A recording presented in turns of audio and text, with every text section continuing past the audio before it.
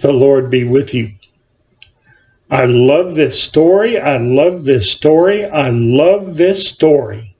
And I hope you do too. A little girl walked to and from school every day.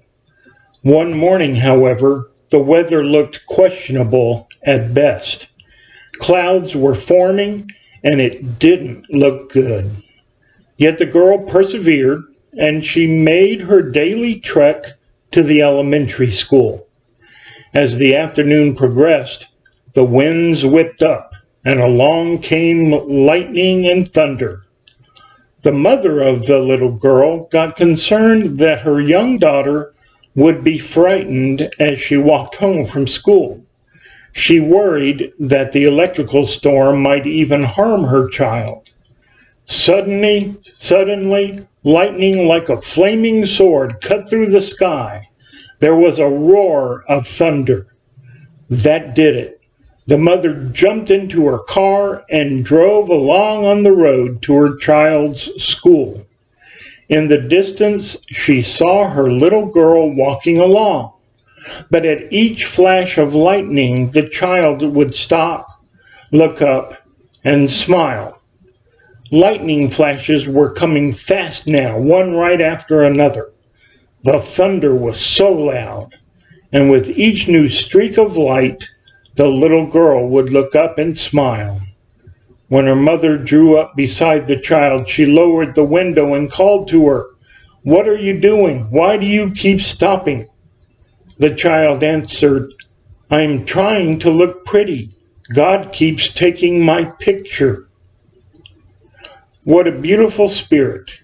That little girl definitely had her heart fixed on God. She was looking for God in the middle of a lightning storm and smiling. To me, it is a wonderful description of faith. Many people look for God in the middle of a lightning storm.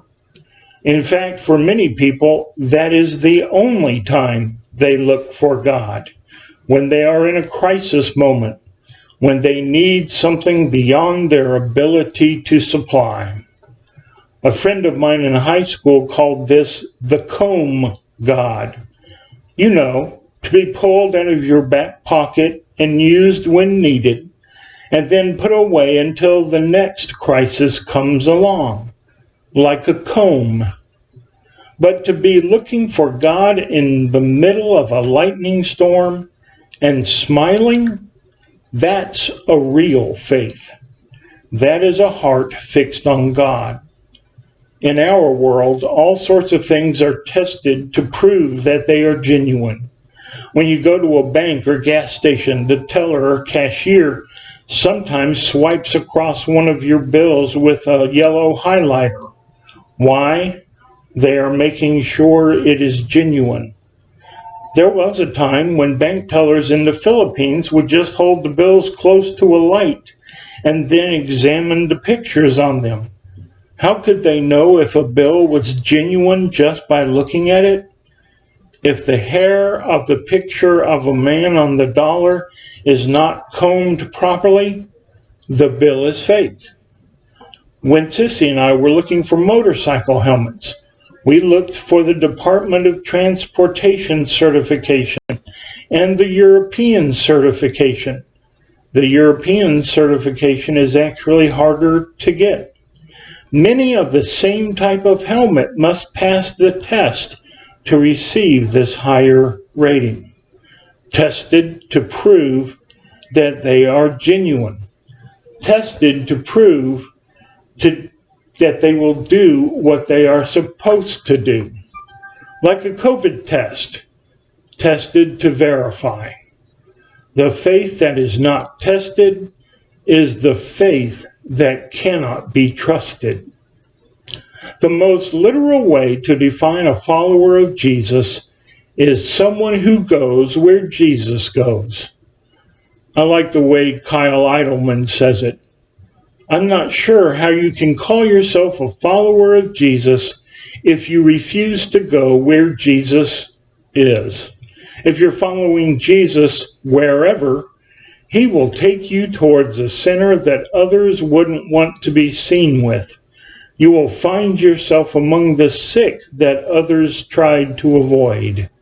If you follow Jesus, expect yourself to be criticized by some of the religious people in your life. If you follow Jesus, you might find that your family thinks you're crazy. His did. You may find yourself being unfairly accused and unjustly treated. Ultimately, if you follow Jesus wherever, you won't just end up covered in his dust.